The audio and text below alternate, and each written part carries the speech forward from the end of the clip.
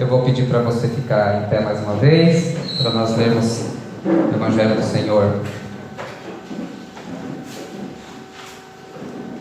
Voltou Jesus a ensinar à beira-mar, e reuniu-se numerosa multidão a ele, de modo que entrou num barco, onde se assentou, afastando-se da praia, e todo o povo estava à beira-mar na praia.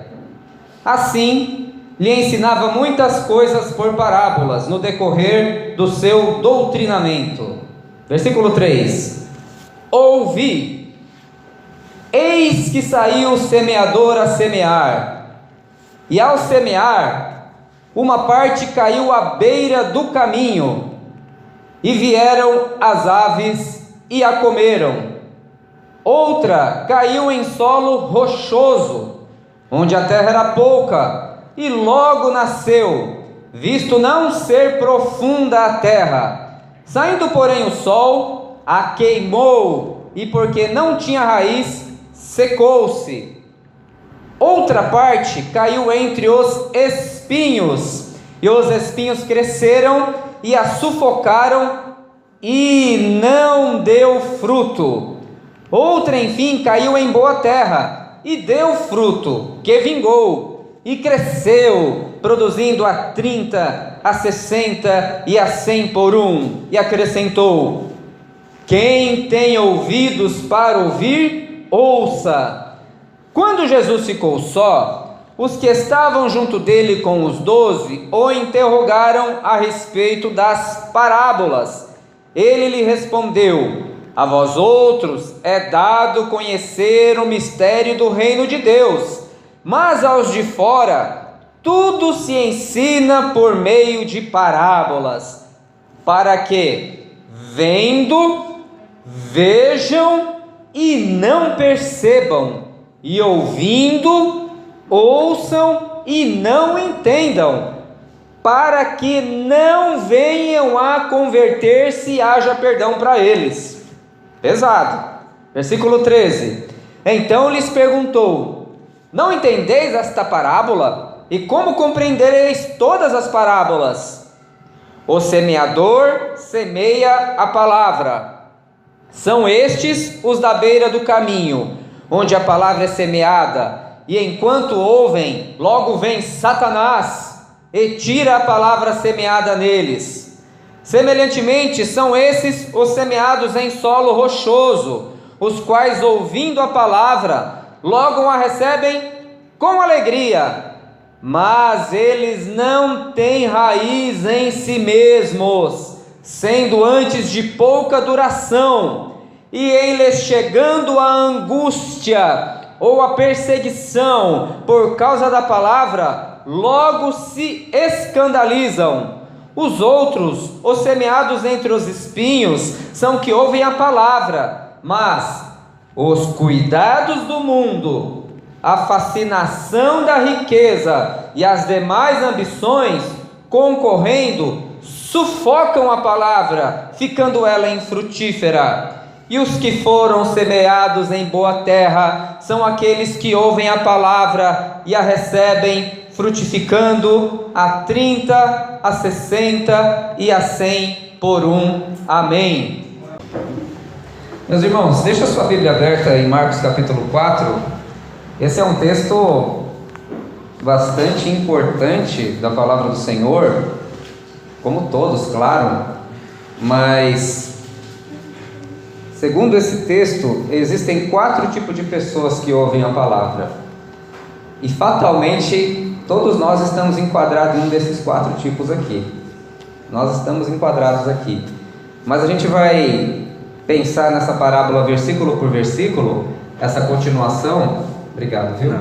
Do Evangelho de Marcos, para a gente se aprofundar na palavra. Então, deixa aí a sua Bíblia aberta para a gente meditar com calma aí nesses versículos. Veja, no capítulo 4, do versículo 1 ao versículo 2, nós temos aqui uma introdução a esse ensinamento que Jesus vai dar. Veja, no versículo 1 diz que ele está à beira-mar e reúne-se numerosa multidão. é uma multidão mais numerosa do que nas situações anteriores. Não é a primeira vez que Jesus ensina à beira do mar. E nesse texto diz que ele entra num barco. Não é a primeira vez também nesse evangelho. Vocês se lembram que ele deixa um barquinho preparado e que ele vai ali, entra na água para que as pessoas possam ouvir ele pregar e ensinar, para que eles não fiquem ali amontoando em cima de Jesus. E da última vez que eu preguei a respeito dessa situação, a gente falou sobre a versatilidade do ministério de Jesus, porque ele prega na sinagoga, ele prega na casa, ele prega na rua e prega à beira do mar. Então é quanta coisa aquele barquinho ensinou para a gente. Muito bem. E aí, no versículo 2 diz que ele ensinava muitas coisas por parábolas. O que são parábolas? Parábolas são historinhas, são analogias, são narrativas que querem, na verdade, dar um ensinamento por trás da parábola. A parábola é só uma desculpa para dar um ensino mais profundo. Muito bem. E aí do versículo 3 ao versículo 9, ele vai contar a parábola para o seu público. Ele começa com a fórmula ouvi, ouvi. Várias vezes ele diz: quem tem ouvidos para ouvir, ouça. Presta atenção no que eu vou dizer. Então ele começa com essa fórmula. E aí ele fala: eis que saiu o semeador a semear. Primeira semente, primeiro tipo de terreno, ele fala no versículo 4. Ao semear, uma parte caiu à beira do caminho, e vieram as aves e comeram. Então, depois que a terra era arada, era muito comum, né? A pessoa ela vai jogando a semente, e algumas sementes elas não caem certinho ali no buraco correto, de onde foi arado. Fica na beira do caminho. Aí os passarinhos já ficavam de olho, assim em cima, viu? Já ia lá as aves e comiam aquela semente. Muito bem. No versículo 5 diz que outra caiu em solo rochoso, onde a terra era pouca. Logo nasceu, visto não ser profunda a terra. Saindo, porém, o sol, queimou, porque não tinha raiz, secou. Às vezes, quando uma pessoa planta, debaixo não é só é rocha. Então a raiz ela começa a crescer, ela crescer para baixo, por assim dizer, ela bate na rocha. Como ela não consegue se aprofundar, aquela potência vai para o alto. Então é uma planta que vai crescer muito rapidamente, mas como ela não tem raiz, ela não vai conseguir pegar a água que passa por baixo, ela não consegue armazenar água. Então quando dá um solzinho mais forte, uma situação climática mais complicada, ela vai secar e ela vai morrer. Esse é o segundo tipo de solo que Jesus explicou aí. Versículo 7, terceiro tipo. Outra parte caiu entre os espinhos, e os espinhos cresceram e a sufocaram, e não deu fruto. Então algumas eram semeadas próximos a outras plantas que tinham espinhos, ervas daninhas, e no momento que ela está tudo certo com a raiz, está legal, o solo é bom, ela começa a crescer, mas como tem espinho do lado, isso inibe para que desse fruto. Então ela não cumpria o propósito pelo qual ela foi plantada. E aí finalmente no versículo 8 ele vai falar da boa terra. Diz assim: outra enfim caiu em boa terra e deu fruto, ou seja, cumpriu a sua finalidade, que vingou e cresceu, produzindo a 30, a 60 e a 100 por um. E acrescentou, veja novamente: quem tem ouvidos para ouvir, ouça, presta atenção. Jesus sempre dizia isso. Veja que mesmo a boa terra, aquela que dá fruto, ela não dá fruto igual, dá fruto diferente. Uns 30, uns 60 e outros 100. Então mesmo entre os bons há diferença. Há uns que dão menos fruto e uns que dão mais fruto. Que o Senhor nos ajude a estar entre os que dão 100, em nome de Jesus, amém? Que seja essa a nossa oração. Aí terminou o cultão, todo mundo foi embora, a multidão foi embora e ficou uma galerinha. Sempre fica uma galerinha no final para falar com o pastor, né? Tirar alguma dúvida. Foi o que aconteceu aqui no versículo 10, veja lá. Quando Jesus ficou só, os que estavam junto dele com os 12, então não era só os 12, tinha mais, o interrogaram a respeito da parábola. Ensina nós aí, Jesus. Aí no 11 diz, ele respondeu. Agora fica delicado esse versículo 11 em diante, fica delicado. Olha o que ele diz assim: a vós outros é dado conhecer o mistério do reino de Deus. Veja, mas aos de fora, lembra que ele disse lá, quando aquela ocasião da família, aos de fora, que a família estava fora, novamente o termo é usado aqui, aos de fora, tudo se ensina por meio de parábolas, quase como que ele quisesse dizer, por meio de enigmas, aos de fora. Olha o 12, por que, Jesus? Para que vendo, vejam e não percebam, e ouvindo, ouçam e não entendam. Olha o que ele diz agora: para que não venham a se converter e para que não haja perdão para eles. Então tem uma categoria de pessoas que é para ouvir e não é para entender, que é para ver e não é para enxergar, justamente para que não se convertam e não sejam perdoados. É um trecho terrível. Ele reproduz, se você quiser ir comigo lá para Isaías capítulo 6, voltando um pouquinho, mas aí você deixa o dedinho lá em Marcos, porque nós vamos voltar para o Marcos depois. É um trecho dificílimo.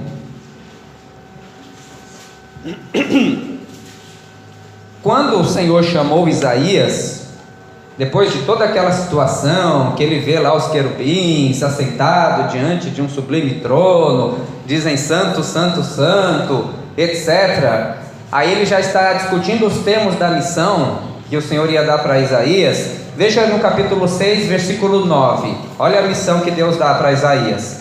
Então disse ele: vai e dize a esse povo: ouvi, ouvi e não entendais, vede, vede, mas não percebais. 10. Torna insensível o coração desse povo, endurece-lhes os ouvidos e fecha-lhe os olhos, para que não venha ele a ver com os olhos, a ouvir com os ouvidos e a entender com o coração, e se converta e seja salvo. Pesado, hard. Voltei para Marcos. Texto difícil. Existe uma categoria de pessoas que vai ouvir a pregação, mas não vai entender, que vai ver o que está sendo ensinado, mas não vai perceber, para que não se converta e não seja salvo. Existe uma categoria de pessoas que é para ouvir e ser condenado. Trecho difícil. Prega para que eles não entendam, ensine para que eles não percebam, para que eles não se convertam. Para Isaías ele diz: endurece o coração desse povo para que eles não se convertam. A maior parte das pessoas que comentam esse texto, segundo estudei, eles entendem assim, que há um grupo de pessoas que se endurece tanto para o Evangelho, que recusam tanto, que insiste tanto no erro, chega um momento que nem o Senhor quer que elas se convertam mais, nem o Senhor quer mais. Entregue-lhes aos seus próprios pensamentos. Há uma categoria de pessoas que vai ouvir o Evangelho para condenação e não para salvação. Vai ouvir para ser condenado mesmo, de tanto que endureceu, de tanto que rejeitou, de tanto que desdenhou. Em Isaías foi o povo de Judá, que eles eram constantemente advertidos e chamados para o arrependimento, e eles rejeitavam, caíam em idolatria, em torpes imoralidades, até que foram levados para cativeiro, perderam tudo. E aqui, no Evangelho segundo Marcos, provavelmente se está a dizer dos fariseus, dos saduceus, dos escribas, que constantemente vêm rejeitando a Jesus, falando mentiras a respeito dele, blasfemando do nome do Senhor. Provavelmente é esses. Então há uma categoria de pessoas que se endureciam tanto para o Evangelho, que vai chegar uma hora que vai ouvir só para condenação. Só para condenação. Prega para ele, para que ele não entenda. Para esse povo se fala por enigmas. não serão abertos os olhos deles para a condenação. Então, uma coisa que nós temos que ter ciência: a pregação do Evangelho ela é para a salvação daquele que crê, mas é para a condenação daquele que não crê. É uma espada, divide no meio a humanidade. Quem não é comigo é contra mim. É dessa forma que acontece. Não é legal, não é assim agradável, mas é uma realidade que Jesus parece ensinar nessa parábola. Então, aos de fora eu falo por enigmas, por parábola. Para vocês eu explico o que significa. Que nós possamos estar sempre do lado de dentro e não do lado de fora, em nome de Jesus. Em nome de Jesus. E aí ele vai começar a explicar a parábola. Lá no versículo 13. Então lhes perguntou: vocês não entendem essa parábola? Como é que vocês vão entender todas as parábolas? Então Jesus ele ensina, mas ele dá uma... Ele sempre... Era para vocês terem entendido já, mas eu vou explicar que eu gosto de vocês. Jesus diz para eles. E aí começa a explicação. Veja o versículo 14. O semeador semeia a palavra. Então aqui a gente já sabe que a semente é o quê? A palavra. E o semeador é aquele então que prega a palavra, que lança a palavra. Muito bem. Versículo 15. São esses os da beira do caminho, onde a palavra é semeada, e quando a ouvem, logo vem Satanás e tira, arranca a palavra que foi semeada neles. Então aqueles que caíram no beira do caminho e que as aves comem, são comparados ao Satanás. Satanás significa adversário. Toda pessoa, quando ouve a palavra do Senhor, é como se o diabo, o inimigo das nossas almas, ele ficasse atento para ver aonde que caiu, aonde é que aquilo foi semeado. Se ele notar que houve uma mínima distração da parte daquela pessoa e que a palavra não entrou, ficou ali somente na superfície, ele vai lá e arranca a palavra. Então é como se ele tivesse de prontidão. E nessa parábola Jesus ele não desculpa o fato de ter sido semeado à beira do caminho. Não, a culpa não foi minha, a culpa foi do semeador, não semeou direito. Não, a responsabilidade aqui é colocada sobre aquele que não reteve a palavra, não reteu. Aí Satanás, que é o adversário, ele vai lá e arrebata a palavra que foi semeada naquela terra. Então a pessoa, ela escutou a palavra, daqui um dia depois, mas não lembro nada do que o pastor falou, não lembro nada do que foi dito. Pois é, o diabo arrebatou do coração dele a palavra. Não lembro nada, eu li a palavra hoje de manhã, à tarde eu já esqueci. O diabo já foi lá e já arrebatou a palavra. Por várias formas ele pode fazer isso. Várias formas, distrações, redes sociais. Ele vai lá, a função do semeador é semear, e a do diabo é tirar essa palavra, porque somente pela palavra vem a salvação, e vem a salvação de uma pessoa. Então a intenção do diabo realmente é arrebatar a palavra que foi colocada no coração, e é muito rápido, viu? Esse esquecimento é muito rápido. E aí ele continua no versículo 16, dizendo assim: semelhantemente, ou seja, mais ou menos igual, são estes os semeados em solo rochoso. Então semelhantemente, é mais ou menos do mesmo jeito, o diabo também está no meio, os quais ouvindo eles, não têm raiz em si mesmos, sendo antes de pouca duração, em lhes chegando a angústia, perseguição por causa da palavra, logo se escandalizam. Então esse aqui, qual que é a ideia? A pessoa não é profunda, o solo não é profundo, ele é rochoso. No começo é uma alegria, ouvi o Evangelho, estou feliz agora, nossa, que legal, esse culto é uma bênção, esse pessoal é tão legal, gostei dessa igreja, gostei desse povo, muito jóia, os louvores, pessoa toda empolgada, ela é empolgadona a pessoa, mas ela não tem duração, ela é emocional, é puramente emocional, não tem raiz nenhuma. Pô, gostei desse pessoal, gostei dessa confraria, foi legal, puxa vida, senti um calorzinho, foi legal, pessoa toda empolgada. Mas na hora que o negócio começa a apertar na casa dela, porque ela começou a andar com esses crentes, Na hora que o pessoal do trabalho vê o quê? Você, jamais esperava de você, que você... Uma vez um colega do meu trabalho, falei que era... tentando evangelizar, falando de Jesus, falando para ele, olha, eu não nasci crente. O cara olhou na minha cara, tudo devia era nascer morto. Tanto que ele odiava crente na vida dele. Eu acho que, sei lá, o que aconteceu, enfim, não sei. Mas o fato é que, por conta da conversão, às vezes as pessoas, às vezes não, sempre vão enfrentar algum tipo de dificuldade. E essa pessoa que estava toda empolgada, toda feliz no começo, cresceu rápido, né?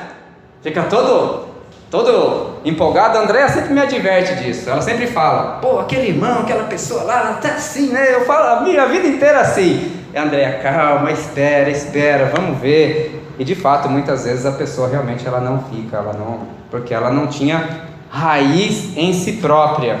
Ela não tinha raiz. Muito bem. E aí, Jesus vai falar do terceiro tipo de terreno, lá no versículo 18. Os outros, os semeados entre os espinhos, são os que ouvem a palavra. Que espinhos são esses?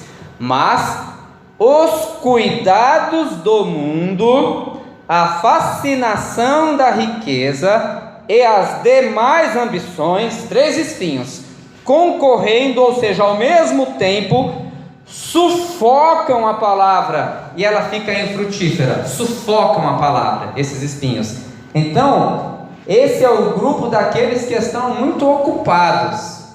E aqui você vai notar uma gradação, porque ele fala assim: primeiro, cuidados desse mundo.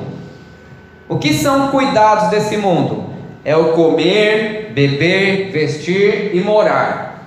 Todo mundo, se você não é herdeiro de nada, todo mundo precisa correr atrás dessas coisas: comer, beber, vestir e morar. Ele está dizendo aqui que isso pode se tornar um espinho na vida da pessoa, porque a pessoa ela é tão ansiosa e preocupada com essas coisas.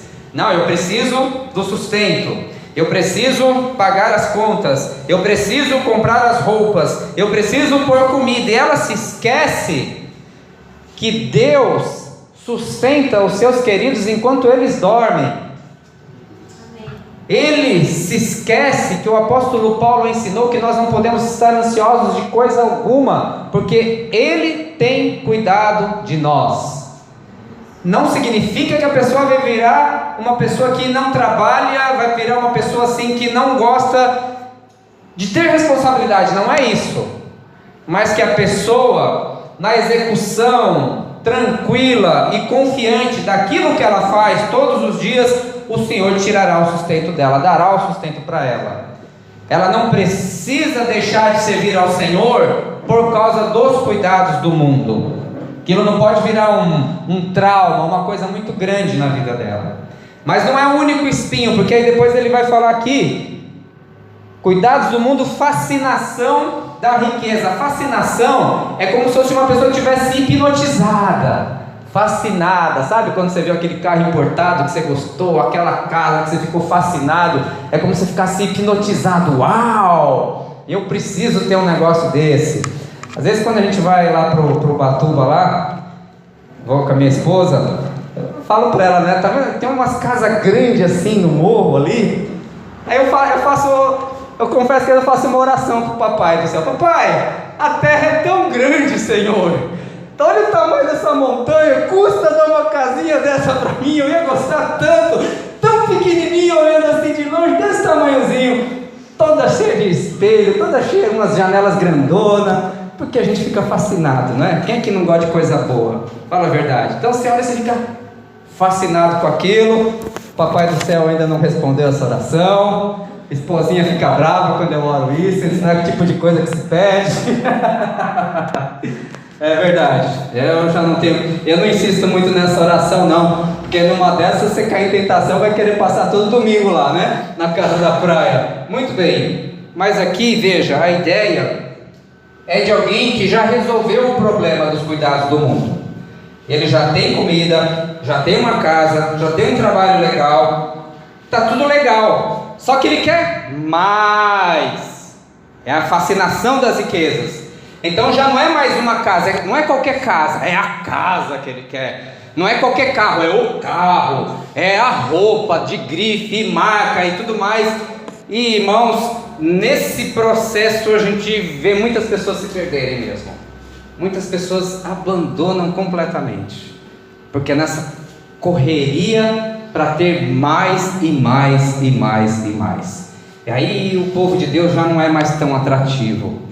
A igreja já não é mais tão atrativa. Os amigos da igreja já não são mais atrativos.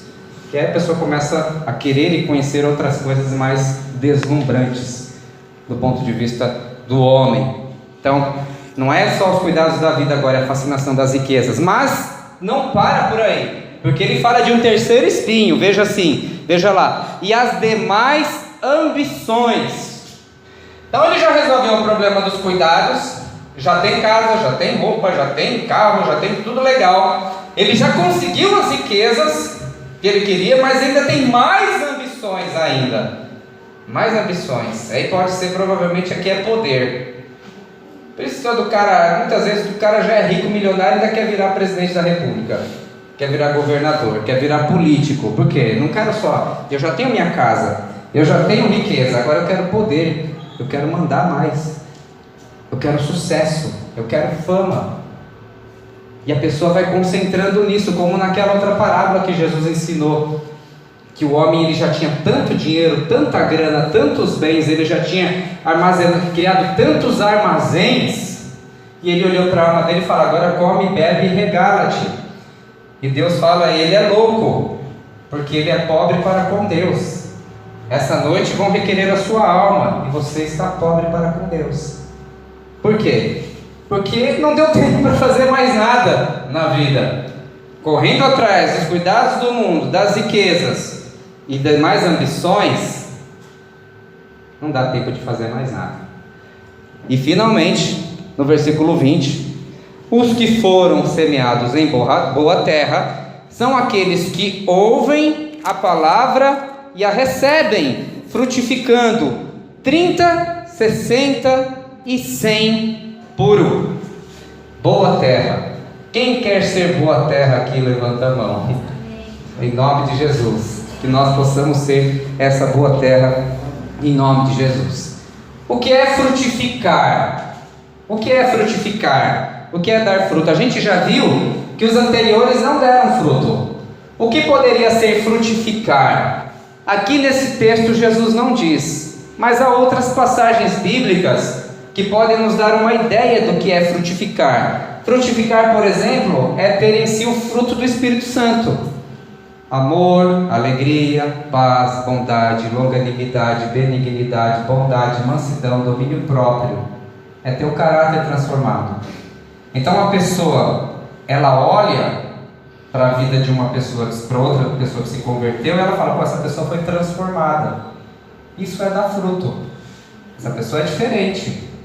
Essa pessoa brigava, essa pessoa falava um monte de palavrão, essa pessoa era estúpida com o marido, com a esposa, com os pais. Esse cara está diferente, deu fruto. Isso é dar fruto. Quando o apóstolo Paulo escreveu para os romanos, ele diz: eu quero estar entre vocês para ver se eu dou algum fruto entre vocês, repartir algum dom entre vós. O que é dar fruto? Repartir o seu dom com outra pessoa. Você tem o dom de ensinar, você ensina. Você tem o dom de discipular, você discipula. Você tem o dom de contribuir, você contribui. E não só isso, você faz e você ensina outras pessoas a fazerem aquilo que você faz também. Ou seja, você multiplica. Lembra da parábola do talento?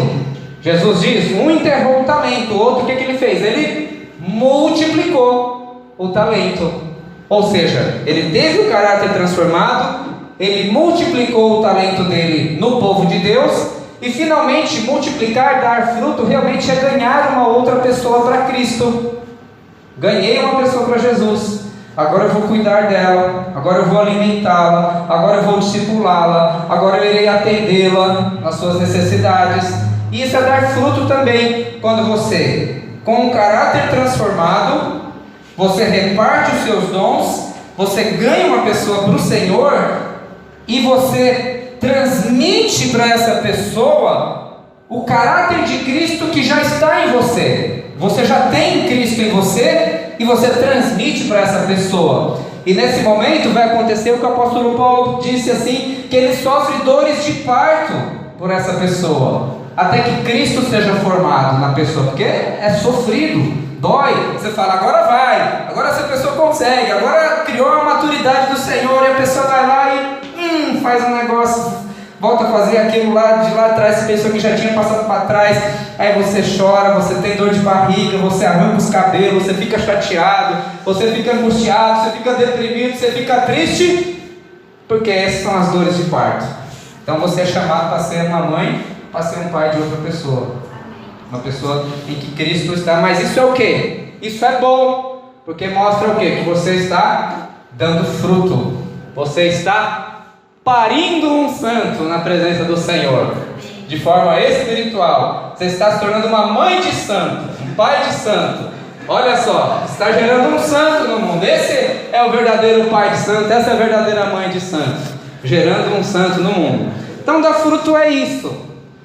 E aqui o texto diz que uns dão 30, uns dão 60 e outros dão 100. É normal isso daí. E não dá para você pegar o que dá 30 e exigir que ele dá 100, ou pegar aquele que dá 100 e falar para dar menos. Não, é normal, faz parte da diversidade das pessoas isso daí também. Agora, a maioria entende que nós, que hoje damos 30, tem um livro do A.W. Tozer que chama A Vida Crucificada, e ele começa o livro dele por esse trecho, e ele diz que a intenção dele é fazer com que aqueles que dão fruto de 30 venham dar a 60 ou a 100, e aí é uma responsabilidade de cada um de nós, então que nós possamos estar entre esses que dão 100, em nome de Jesus.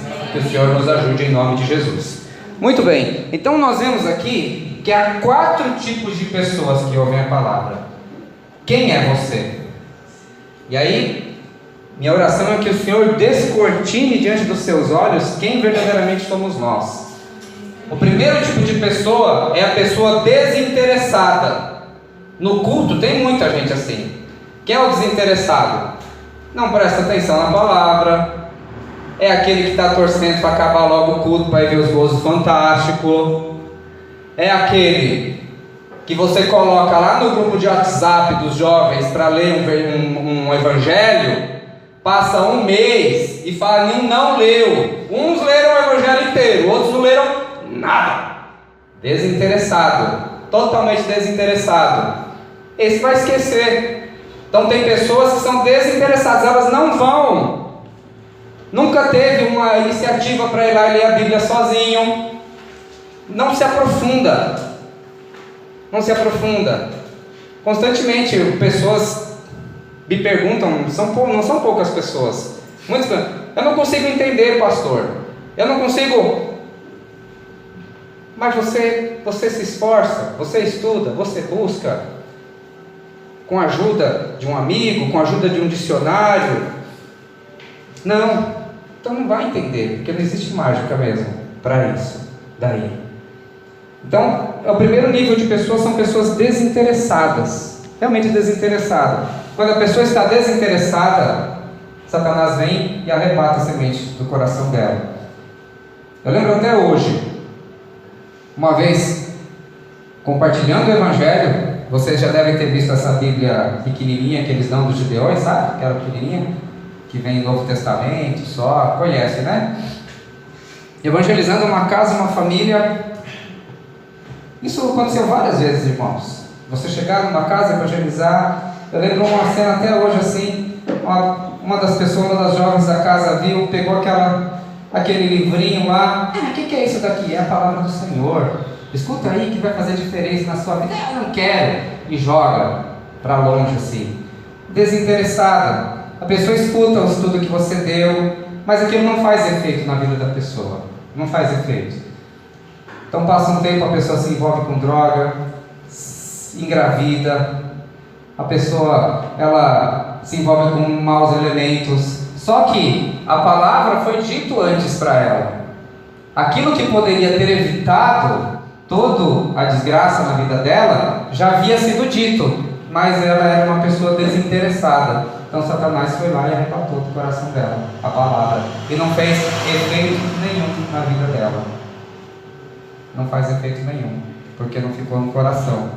O segundo tipo de pessoa, como a gente já disse aqui, é a pessoa que ela não tem, Jesus diz, é semelhante, ela não tem profundidade, não tem raiz em si. Ou seja, é pessoa rasa, ela não é profunda, ela não se aprofunda em nada. Ela não tem constância, ela não tem perseverança, ela não tem foco, objetivo. Ela não tem constância, não tem perseverança e ela não tem foco. Veja, eu compartilhei outro dia com os irmãos no grupo de WhatsApp a maneira certa de se estudar. Quem assistiu esse vídeo que eu compartilhei? Acho que o Rodrigo, você viu? Como é que é a forma certa de estudar? Você revisar a matéria, mesmo dia. Mas ele disse outra coisa. Escrever enquanto está estudando. Quem está escrevendo aqui é a Nilda Mari. Quem vai ter mais condição de reter? O que eu estou dizendo aqui. Ele disse que o único jeito de você estudar é escrevendo. É você ler e escrever. Você lê e escrever. Eu estou falando que você é obrigado a ir anotando agora, não é isso que eu estou querendo dizer. Mas quem ouvir, ler e escrever, vai ter condição de se aprofundar mais. Aquele que só escuta, retém no máximo 10% do que é dito. Aquele que escuta, lê e escreve, retém até 60% ou mais do que está ouvindo. A Gil está escrevendo também. Eu tenho, André, tenho uma coleção lá em casa. Eu até joguei fora alguns de tantos cadernos de todas as pregações que eu anotei na vida desde quando eu me converti. E quem lê, escreve, escuta e depois ensina, guarda 95% ou mais. Supera aquilo que ouviu. Jesus disse: cabe ao discípulo ser igual ao seu mestre. Então, percebe? Profundidade naquilo que se envolve. Profundidade. Está aprendendo uma coisa nova. E essas dicas não valem somente para questão espiritual. Vale para questão secular também. Pô, vai te ensinar a mexer numa coisa nova. Lá, um serviço novo. Escreve. Não, vou te ensinar a mexer num programa. Lá no trabalho teve um programa novo. 2 caras foram aprender. Um ouvia e com um caderninho, o outro ficava lá todo gostosão, achando que sabia. Olhando, não, apenas escuta, apenas só de ouvir e de olhar. Não duvido que tem pessoas que possam fazer isso, mas na média não. Aí na hora que foi na prática, quem é que sabia? Quem escreveu. Quem não escreveu ficava toda hora perguntando: como é que faz? Atrapalhando o serviço do outro. Como é que faz isso mesmo? Te falei como é que faz, quem tem ouvidos para ouvir, ouça. Você não ouviu. Aí na hora da promoção, quem vai ser promovido? Na hora de cortar, quem vai ser cortado? Quem não se aprofundou. Então as lições de Jesus no Evangelho valem para tudo na vida. A indicação é para todas as coisas. Então o segundo tipo de pessoa, ela é rasa. Ela não mergulha. Ela não se aprofunda. O terceiro tipo de pessoa é a pessoa ocupada, como a gente já ouviu aqui. Pessoa totalmente ocupada com as coisas do mundo, é totalmente ocupada com a fascinação das riquezas e demais interesses. E a quarta pessoa é a boa terra. Eu quero ser boa terra. Nós queremos ser boa terra. Em nome de Jesus. Como uma pessoa pode se tornar boa terra? Primeiro, seja uma pessoa interessada. Tenha interesse nas coisas. Tenha interesse pelo Evangelho. Queira mudar sempre. Queira melhorar sempre. Queira se aprofundar sempre. Aprenda, decore, ensine, se aprofunde em tudo que você estiver fazendo em nome de Jesus.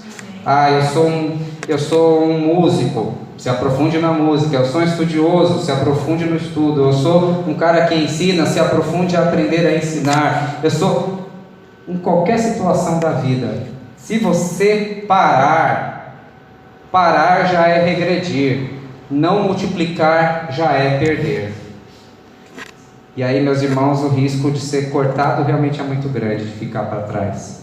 Você vai ver as pessoas passando na sua frente, seja na igreja, no ministério, na vida profissional, pessoas às vezes até mais novas do que você. Eu falo isso porque eu vivi isso também. Vi menino de 17, 18 anos e um marmanjo de 35 tendo que obedecer um cara de 18, 19. Isso acontece. Porque por um tempo da minha vida eu achava que a vida era ir para festa, ir para baile, etc e tal, e o negócio não... Entende? Então, seja profundo, seja interessado naquilo que você faz para ser boa terra, seja constante, tenha perseverança, tenha foco, tenha objetivo, se aprofunde mesmo, decore a palavra, leia a palavra, tenha vida de oração todos os dias. Ah, pastor, eu não sei orar. Escreve a oração no papel e fica repetindo ela até um dia você conseguir ir lá e orar por si próprio, não tem problema, mas se aprofunde naquilo que você estiver fazendo, porque, meus irmãos, é duro. Quem tem, mais ser-lhe-á dado. Quem não tem, até aquilo que tem será tirado. Se naquilo que você estiver fazendo você não estiver avançando, você vai perder esse pouco. A vida é cruel, meus irmãos. A vida é cruel. E o duro é que não é só a vida que é cruel, porque o Evangelho também, nesse ponto, é desse jeito também. Quem tem, mais ser-lhe-á dado. Então, certifique-se de que você está avançando naquilo que você está fazendo. Isso eu falo para mim mesmo também.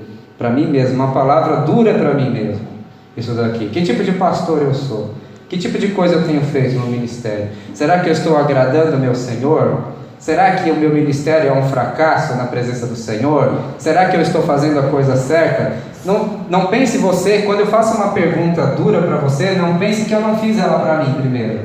Já fiz sobre ela, já chorei, já cheguei à conclusão que eu preciso mudar, que está tudo errado, que eu preciso mudar, melhorar, que senão eu vou dançar. Então já fiz todo esse exercício já durante a semana também. E repasso para os irmãos, porque são perguntas pertinentes e duras que a gente precisa fazer para nós mesmos algumas vezes. Então, se nós não estivermos avançando naquilo que nós estamos fazendo, desenvolvendo, melhorando, corremos o risco de ficar para trás. Finalmente, como ser boa terra? Sendo uma pessoa dedicada. Essas pessoas que se envolveram com os cuidados do mundo, com a fascinação das riquezas e com outras ambições, elas são pessoas dedicadas também. Elas são pessoas dedicadas, mas elas estão dedicadas com um foco errado. Para você ganhar muito dinheiro nesse mundo, nessa vida, você precisa ser muito dedicado. Você precisa ser muito constante. Jesus disse: não podeis servir a Deus e as riquezas, porque tem que se dedicar muito. O patrão, riquezas, ele não te dá folga. Ele não te dá folga também. Ele vai exigir muito de você. E Deus também exige muito de você. Então é difícil, não dá para servir os dois ao mesmo tempo. Ou você vive numa alegre confiança de que o Senhor irá suprir as suas necessidades, ou você vai viver nessa loucura do mundo. E vivendo nessa loucura do mundo, você não vai ter nenhum tempo, nenhum minuto para Deus. Você já levanta pensando em trabalhar, pensando em estudar, pensando em fazer aquilo outro, quando na verdade todo servo de Deus deveria levantar glorificando o seu Senhor, adorando o seu Senhor, tendo uma vida de oração devocional. Todos nós, como pássaros, deveríamos acordar glorificando o nome do Senhor todos os dias da nossa vida. Então, sendo uma pessoa dedicada, mas dedicada a quê? Às coisas de Deus, à oração, ao estudo da palavra do Senhor, a santificação também.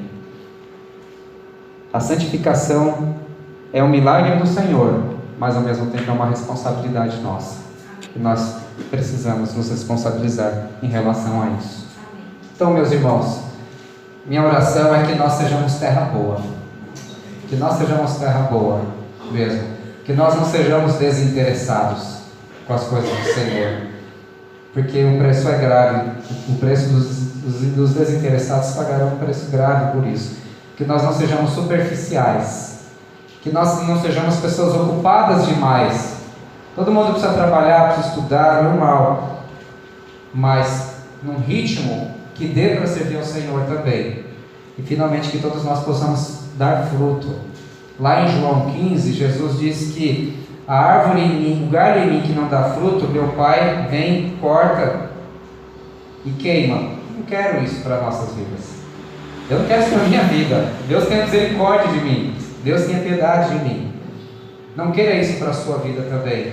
Seja terra boa, que a semente possa cair nessa sua boa terra e dar frutos através da sua vida. Sempre que você seja frutífero, que você seja frutífera, que você transfira a outras pessoas o caráter de Jesus que existe em você, que você consiga transmitir os seus dons, que você consiga discipular pessoas, evangelizar pessoas, ensinar pessoas, se aprofundar na palavra, ser um jovem diferente, ser uma jovem diferente na presença do Senhor, em alegria, que a alegria do Senhor seja a tua força, que o Espírito Santo produza em ti o fruto dele, em nome de Jesus, que são as características do reino de Deus, em nome de Jesus Cristo, que você seja sempre, que nós sejamos pessoas contáveis, ou seja, que a igreja do Senhor possa contar com você, que Deus possa contar contigo, que o Evangelho do Senhor possa contar contigo e que o Senhor, pela misericórdia e graça dele, possa nos usar para transformar esse mundo à imagem e semelhança dele, em nome de Jesus.